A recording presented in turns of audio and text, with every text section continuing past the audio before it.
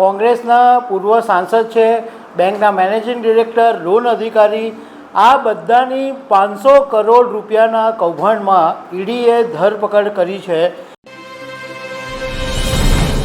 આંદામાન નિકોબારના ઇતિહાસમાં પહેલીવાર enforcement directorate એટલે ઈડીએ 3 માથાની ધરપકડ કરી છે અને એક કોઓપરેટિવ બેંક છે એના ચેરમેન જે કોંગ્રેસના પૂર્વ સાંસદ છે, બેંકના મેનેજિંગ ડિરેક્ટર, લોન અધિકારી, આ બધાની 500 કરોડ રૂપિયાના કૌભાંડમાં ઈડીએ ધરપકડ કરી છે।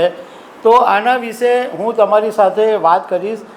મારું નામ રાજેશ શાહ છે અને તમે જોઈ રહ્યા છો ગુજરાતના સૌથી મોટા ડિજિટલ ન્યૂઝ પ્લેટફોર્મ ખબરછે.com। આંદામાન નિકોબારની અંદર Andaman Nicobar state cooperative bank આવેલી છે અને આ બેંકને જાણે બાપાની જાગીર સમજી લીધી હોય એમ કોંગ્રેસના પૂર્વ સાંસદ અને પોતે ચેરમેન પણ હતા અને મેનેજિંગ ડિરેક્ટર અને લોન અધિકારી 3ની ઈડીએ ધરપકડ કરી છે।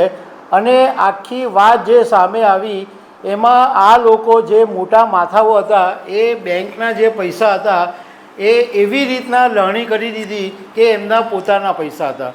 હવે આ ઈડીએ જે કોંગ્રેસના પૂર્વ સાંસદ અને બેંકના ચેરમેનની ધરપકડ કરી છે એમનું નામ કુલદીપ રાય શર્મા છે, બેંકના મેનેજિંગ ડિરેક્ટર કે મુરુગન છે અને લોન ઓફિસર કે કલેવનન, આ 3 મોટા માથાની ધરપકડ કરી દીધી છે। તપાસમાં એ વાત સામે આવી કે આ બેંકના અધિકારીઓ છે એમણે જે બેન્કિંગ નિયમો હોય એને નેવે મૂકી દીધા હતા અને ખુલ્લે આમ ઉલ્લંઘન કર્યું હતું અને નકલી કંપનીઓના નામ પર લોન આપીને 500 કરોડ રૂપિયાનું કૌભાંડ કર્યું હતું અને એમાંથી 230 કરોડ રૂપિયાનો સીધો ફાયદો બેંકના ચેરમેન કુલદીપ રાય શર્માને થયો હતો અને એમના નજીકના લોકોને, એટલે 230 કરોડ રૂપિયાના ખોટી કંપનીઓ ઊભી કરી અને પોતાના અને જે નજીકના લોકો છે એમના નામે 230 કરોડ રૂપિયા ઉલેડી લીધેલા। ઈડીએ કીધું કે મુરુગન અને કલેવનન છે એમણે પણ પોતાના સંબંધીઓના નામે કંપનીઓ બનાવી અને અન્ય લોકોની પાસે 5% કમિશનના બદલે નકલી ખાતા ખોલીને લોન આપી હતી અને આ રકમ ઉપાડી અને બેંકના અધિકારીઓની વચ્ચે વેચી દેવામાં આવી હતી।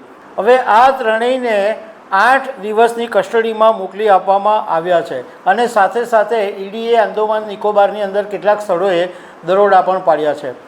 કહેવાનો મતલબ એમ છે કે આવા લોકોને કારણે બેન્કિંગ સિસ્ટમમાં ખળભળાટ મચે છે, કારણ કે એક કોઓપરેટિવ સેક્ટર આવા ધંધા કરે તો બીજી કોઓપરેટિવ સેક્ટરની બેન્કો પર પણ અસર પડતી હોય છે અને આવા ભ્રષ્ટાચારી લોકોને કારણ કે 500 કરોડ રૂપિયા એ કોઈ નાની મોટી રકમ નથી અને આ કોંગ્રેસના પૂર્વ સાંસદ કુલદીપ રાય શર્મા આખો માસ્ટર માઇન્ડ હતો અને એણે બધો આખો ખેલ એવો રચ્યો કે બધી બેંકની જે લોનની રકમ હતી એ પોતાના સગા સંબંધીઓની સાથે અને પોતાના જ ખાતામાં ઉપયોગ કરી નાખ્યો।